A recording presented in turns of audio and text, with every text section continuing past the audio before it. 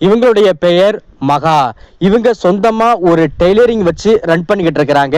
அதுல வர்ற வருமானத்தை வச்சு தான் வீட்டு செலவு, அம்மாவுக்கு உடல்நிலை சரியில்லை அப்படின்னா பார்த்துக்கிட்டு இருக்காங்க. இவங்களுடைய கணவர் இப்போதைக்கு பிரிஞ்சு போயிட்டாங்க. திருமணமாகி கிட்டத்தட்ட 1 மாசம் தான் ஆயிருக்குது. இந்த நிலைமையில தான் கணவருக்கும் தனக்கும் ஏற்பட்ட வாக்குவாதம் காரணமா கணவர் வேற ஒரு பெண்ணை விரும்பிக்கிட்டு நம்ம மகா கிட்ட ஒழுங்கா குடும்பம் நடத்தாம அந்த பொண்ணு கூடயே பார்த்தனா போயிட்டாங்க. இப்போதைக்கு மனமுடைஞ்சு இதுக்கப்புறம் தன்னுடைய வாழ்க்கையில ஆண்களே வேணாம், தான் உண்டு, தான் வேலை உண்டு, அம்மா உண்டு, இப்படியே இருந்துடலாம் அப்படிங்கிற விரக்தியில தான் நம்ம மகா வாழ்ந்துகிட்டு இருக்காங்க. மகாவுடைய பக்கத்து வீடு தான் சுந்தரி. அவங்க எப்பொழுதுமே நல்லபடியா பழக்க வழக்கத்துல இருந்துகிட்டு இருப்பாங்க. இப்ப இருக்கும்போது தான் ஃபாரின்ல இருக்கிற அவங்களுடைய தம்பி பாத்திரா இருக்கிறாங்க.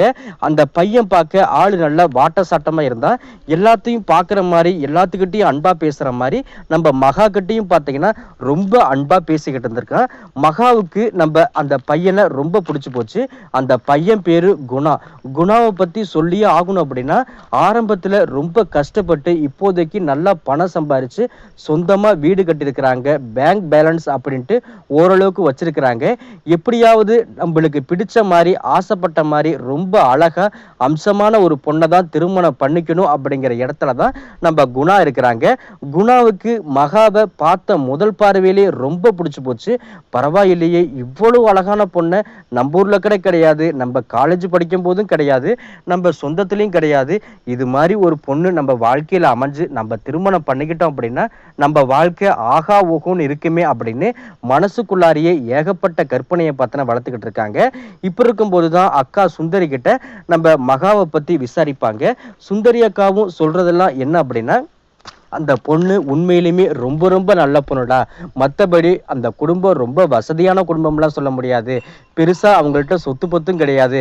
ஆனா வீட்டுக்கு ஒரே பொண்ணு. அந்த பொண்ணு டெய்லரிங் சூப்பரா பத்தன பண்ணும், நல்ல வருமானம் இருக்குது, குடும்பத்தை மேனேஜ் பண்ணிக்கிற அளவுக்கு வருமானம் வருது. கொஞ்சம் மாசத்துக்கு முன்னாடி தான் அவங்களுக்கு கல்யாணம் ஆச்சு. அந்த பொண்ணு மேல எந்த தப்பும் கிடையாது. கணவர் தேவையில்லாத பிரச்சனை பண்ணி வேற ஒரு பொண்ணு கூட உறவு வச்சுக்கிட்டு இந்த பொண்ணை அப்படியே பாதியில விட்டுட்டு போயிட்டாங்க. இப்போதைக்கு இந்த பொண்ணு அழுது புலம்பிக்கிட்டு வீட்டிலே இருந்துகிட்டு இருக்காங்க அப்படின்னு அந்த பொண்ணை பத்தி ஃபுல் டீட்டெயில் எல்லாத்தையும் பார்த்தனா சொல்றாங்க. நம்ம குணாவும் அக்கா கிட்டே சொல்றாங்க, அக்கா எனக்கு அப்பப்பைக்கு நீங்க கேட்பீங்கல்ல, எப்பதான்டா கல்யாணம் பண்ணிக்குவ, உனக்கு எந்த மாதிரி பொண்ணு வேணும்னு கேட்பீங்கல்ல, இதே மகா மாதிரி ஒரு அழகான பொண்ணு தாக்கா நான் எதிர்பார்த்துக்கிட்டு இருந்தேன். இந்த பொண்ணு மட்டும் என் வாழ்க்கையில அமைஞ்சிச்சு அப்படின்னா ரொம்ப நல்லா இருக்குங்க. இந்த பொண்ணை பார்த்த முதல் பார்வையிலே எனக்கு ரொம்ப பிடிச்சி போச்சுக்கா அப்படின்னு அந்த மகாவை பத்தி எல்லா விஷயத்தையும் பார்த்தீங்கன்னா நம்ம அக்கா கிட்டே பார்த்தனா சொல்றாங்க. அக்காவும் சரி, அந்த பொண்ணு அடிக்கடி வீட்டுக்கு வர நேரம்லாம் பார்த்து நம்ம குணாவும் நம்ம மகாவும் சந்திச்சு பேசக்கூடிய வாய்ப்பை அவங்களே உருவாக்கி தராங்க. பேசிக்கிட்டு இருக்கும் போதெல்லாம் மகாவுடைய குணம் ரொம்ப ரொம்ப பிடிச்சி போச்சு. நம்ம குணாவுடைய குணமும் ரொம்ப ரொம்ப பிடிச்சி போச்சு. ஒரு வழியா ஃபோன் நம்பரை வாங்கிக்கிட்டாங்க. 2 பேருமே பக்கத்து பக்கத்து வீடு தான். அதனால ஜன்னலை திறந்து வச்சுக்கிட்டு 2 பேரும் பேசிக்கிட்டு இருப்பாங்க. அப்பதான் மகா தன்னுடைய வாழ்க்கையில ஏற்பட்ட அந்த சோதக கதை எல்லாம் பார்த்தனா சொல்றாங்க. நம்ம குணாவும் சரி அவங்களுக்கு ஆறுதல் சொல்ற விதமா, பரவாயில்ல மகா, உன் மேல எந்த ஒரு தப்பும் கிடையாது, அவன் மேலதான் தப்பு. இப்ப கூட உனக்கு நல்லதுதான் நடந்திருக்குது. ஒருவேளை அவன் கூட நீ காலம் முழுக்க வாழ்ந்துகிட்டு இருந்த அப்படின்னா இன்னும் உனக்கு பிரச்சனை மேல பிரச்சனை வந்திருக்கும். கண்டிப்பா உனக்கு மறுமணம் கூட பார்த்தனா ஆயிருக்க வாய்ப்பே கிடையாது. இப்ப கூட ஒண்ணும் கிட்ட போல, உன்னுடைய வாழ்க்கையை இப்பையிலேருந்தே நீ ஸ்டார்ட் பண்ணலாமே, உனக்கு இருக்கிற குணத்துக்கு நல்ல பையனா பார்த்தனா அமைவான் அப்படின்னு சொல்றாங்க. நம்ம மகாவுக்கு ஒரு விஷயம் பார்த்தனா தெளிவா புரியுது. நம்மளுக்கு இந்த மாதிரி ஒரு பையன் கிடைச்சாங்க அப்படின்னா, நம்மளுக்கு ஆறுதல் சொல்ற மாதிரி, அடிக்கடி கொஞ்சற மாதிரி ஒரு பையன் கிடைச்சான் அப்படின்னா நம்ம வாழ்க்கை ரொம்ப சுவாரஸ்யமா இருக்கும் அப்படின்னு மகாவே தன்னுடைய மனசுல ஆசையை வளர்த்துக்கிட்டு இருக்காங்க. குணா அவங்க கிட்ட பேசுற ஒவ்வொரு வினாடியும் பார்த்தீங்கன்னா மனசுக்குள்ளார அவ்வளவு ஒரு சந்தோஷம்.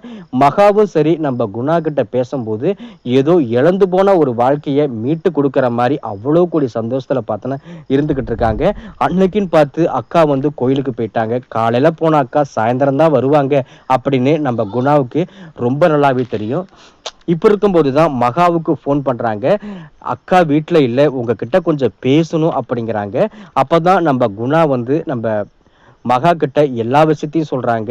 நான் பெருசா வந்து பார்த்தேன்னா படிக்கல, படிச்சிருந்தாலும் பார்த்தேன்னா அதுக்கு உண்டான வேலையில கிடையாது. நான் ஃபாரின்ல இருந்து வந்திருக்கேன். ஆனா மறுபடியும் பார்த்தேன்னா ஃபாரினுக்கு நான் போறது கிடையாது. எனக்குன்னு உண்டான லைஃப நம்ம இங்க இருந்தே நான் என்னால பார்த்துக்க முடியும். அதனால உனக்கு பிடிச்சிருந்தா சொல்லு. நான் திருமணம் பண்ணிக்கிறேன்.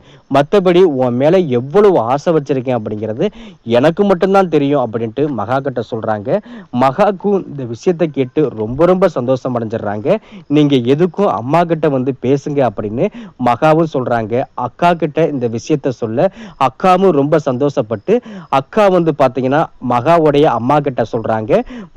மகாவுடைய அம்மாவும் சரி நம்ம குணாவுடைய பேச்சு நடவடிக்கை எல்லாத்தையும் பார்த்துக்கிட்டு இருந்ததுனால இந்த பையன் நல்ல பையன், அது மட்டும் இல்லாம வயசு புள்ளைய வீட்டுல எவ்வளவு நாள் வச்சிருக்கிறது, நல்ல பையன் கிட்ட ஒப்படைக்கணும் அப்படிங்கிற ஏக்கத்துல தான் இருந்துகிட்டு இருக்காங்க.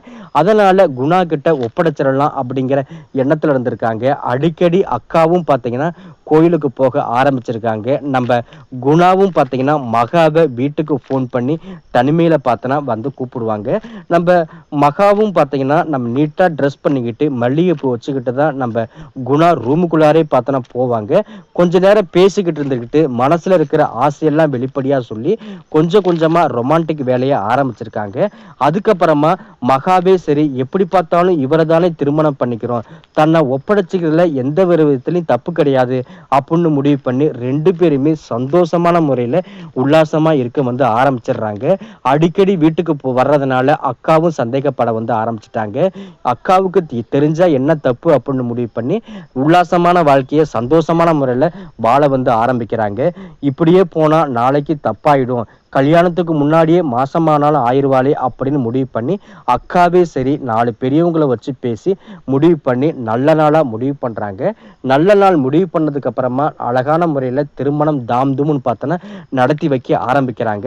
மகாவுக்கு இழந்து போன சந்தோஷத்தெல்லாம் கிடைச்ச சந்தோஷத்தோட நம்ம குணாவும் ஆசைப்பட்ட வாழ்க்கை கிடைச்சு போச்சு அப்படின்னு 2 பேருமே சந்தோஷமான வாழ்க்கையை வாழ்றாங்க. இதுக்கப்புறமா வெளிநாட்டுக்கு போயிட்டு என்ன பண்ண, வாழ்ற வாழ்க்கை ஒரு முறை தான், அந்த வாழ்க்கையை மகா கூட ரொம்ப சந்தோஷமான முறையில வாழணும் அப்படின்னு முடிவு பண்ணி தாறுமாறா உல்லாசமா இருந்து வருஷத்துக்கு ஒரு ஆண் குழந்தை பெண் குழந்தை அப்படின்னு பெத்தெடுக்க வந்து ஆரம்பிச்சிருக்காங்க. இந்த பக்கம் ஆதரவற்ற மாமியாருக்கு எந்த ஒரு குறையும் விட்டு வைக்க கூடாது அப்படிங்கிறதுக்காக அடிக்கடி பண உதவியும் பார்த்தன செய்ய வந்து ஆரம்பிச்சிருக்காங்க. மகாவை பொறுத்தளவுக்கு தன்னுடைய வாழ்க்கை முடிஞ்சு போச்சு, முதல் கணவர் விட்டுட்டு போயிட்டாரு அப்படின்னு நினைச்சுக்கிட்டு இருக்க நேரத்துல குணா மாதிரி ஒரு நல்ல பையன் கிடைச்சிருக்கான். அந்த பையன் கூட சந்தோஷமான ஒரு வாழ்க்கையை வாழ வந்து பாத்தீங்கன்னா ஆரம்பிச்சிருக்காங்க.